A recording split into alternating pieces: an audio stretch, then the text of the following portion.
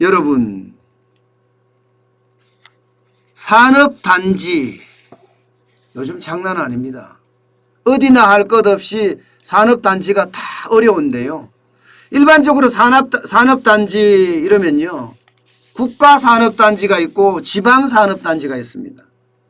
예, 국가산업단지는 전국에 47개가 있습니다. 나머지 1283개 중에 나머지는 전부 다 쉽게 말하면 지방산업단지입니다. 그런데 이 지방산업단지들이 지금 뭐 고사 직전이다 이렇게 이야기해야 돼요. 제조업의 공장 가동률이 올라간다 이러면서 통계로는 좋아한다고 하지만 지금 지방산업단지나 국가산업단지는 신음하고 있다. 그야말로 더 이상 버티지 못하겠다. 이런 얘기가 계속 흘러나옵니다. 저는 이런 거를 보면 과연 그 통계를 믿을 수가 있는지 그때마다 두렵습니다. 통계는 우리 경제의 기본이 되는 거거든요. 펀더멘탈이 되는 건데 그런 기초 체력이 되는 것을 잘못 오기를 한다, 잘못 조사를 한다, 그러면요 경제가 꼬입니다. 논문을 쓸 때도 여러분 설문조사를 잘못하잖아요. 그러면 논문이 왜곡돼서 나오거든요. 마찬가지로 정부의 어떤 통계가 허리멍텅하거나 왜곡되거나 조작되면 그 자체가 굉장히 큰 충격으로 다가올 수 있어요. 경제 위기로 발전될 수 있습니다. 그게 우리는 그리스에서 계속 봤다고 말씀을 드렸습니다. 그리스는 국가회계 조작을 해서 결국 나중에 들통나고 나서요. 유럽의 길이나 해서 유럽의 문제화가 됐잖아요. 지금 우리 국가산업단지나 지방산업단지가 그런 것 아닌가 싶어요. 분명히 국가산업단지나 지방산업단지에 가보면 지금 이 사진처럼 매매 프랜카드가 여기저기 나붙어 있거든요. 여기저기. 공장 팔겠다 이거 말입니다. 공장 임대하겠다 이거 말입니다. 옛날 같으면 잘 나갈 때 같으면요. 국가산업단지든지 지방산업단지든지 이런 일이 전혀 없었어요. 전혀 없었어요. 오히려 지방산업단지도 가보면 이게 뭐 산업이 돌아가는 소리가 뭐라고 해야 돼요? 펑펑 났습니다. 펑펑 났습니다. 그러던 것이 지금 문재인 정부 들어와서 지금 굉장히 어렵잖아요. 여러분 1238개 산업단지 가운데 말입니다.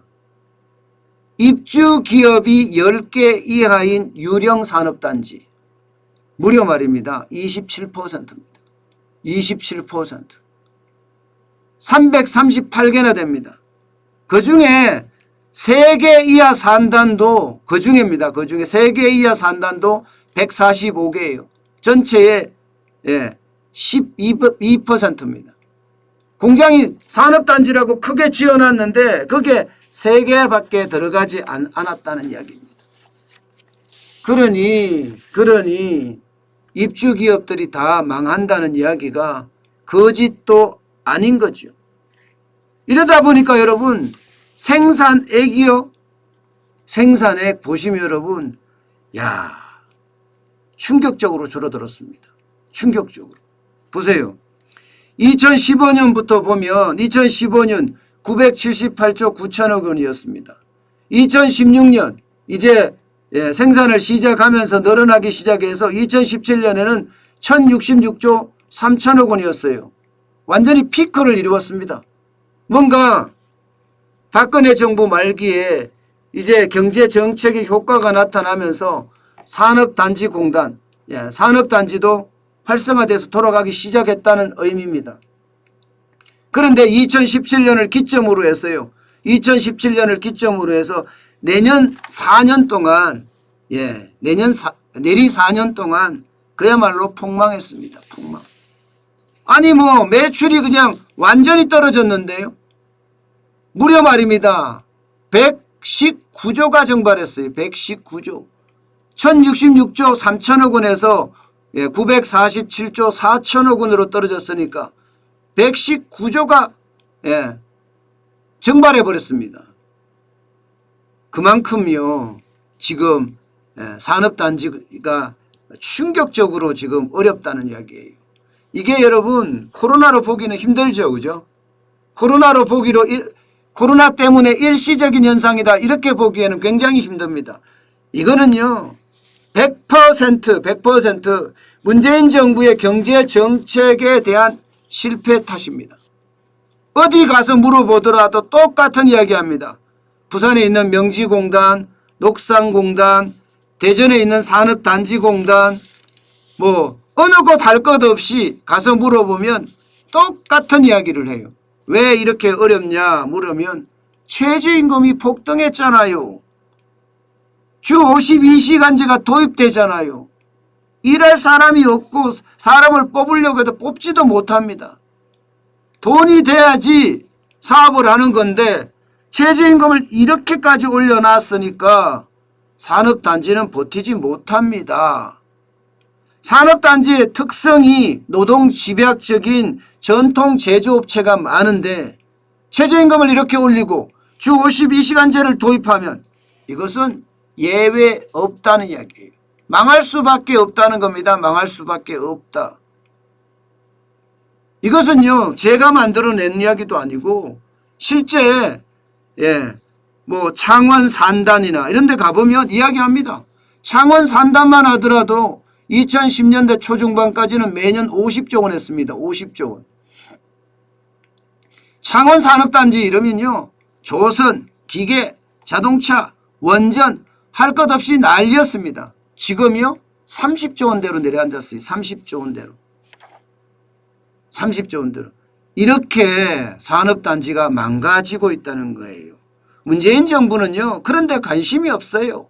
오로지 이념적으로 접근을 하니까 우리 경제의 어떤 경쟁력에는 추호도 관심이 없다는 뜻이 됩니다. 문제는 앞으로예요.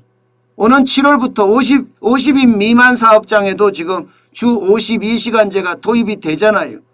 이렇게 도입이 됐을 때 과연 산업단지가 제자리, 제 경쟁력을 찾아갈 것인가 이것도 다시 한번 생각을 해봐야 됩니다. 그만큼 안 그래도 최저임금이 올라서 안 그래도 주 52시간제가 시행이 돼서인데 여기 이제 50인 미만까지 오니까 이제는 영세 중소기업에까지 타격이 될 수밖에 없다는 이야기가 됩니다. 그러면 죽습니다. 죽습니다. 더 큰 문제는요. 내년 지방선거가 있어요. 내년 지방선거. 대통령 선거도 대통령 선거지만 이 산업단지는요. 지방선거하고 굉장히 밀접한 관계가 있습니다. 왜냐하면 공약으로 맨날 산단 만든다. 산업단지 만든다. 공약을 내세우기 때문이에요. 국가산업단지가 1283개 중에 47개가 국가산업단지고 나머지 지금 1200 얼마입니까? 1236개는 지방산업단지라는 거거든요. 이거 지자체 주도로 만들어집니다. 지자체장들 공약에 항상 들어가 있습니다. 그렇게 만드는 거예요. 그렇게. 그렇기 때문에 안 그래도 어려운데 도대체 얼마나 더 어려워져야 되는지 참 저는 답답합니다. 진짜 답답합니다. 이게 여러분 그 어느 때보다 아주 세밀한 경제 정책이 이 위기를 극복하는 데 굉장히 도움이 되거든요. 아직도 이렇게 위기가 왔는데도 불구하고 이념적 경제 정책에만 몰입되어 있으니 답답할 따름입니다.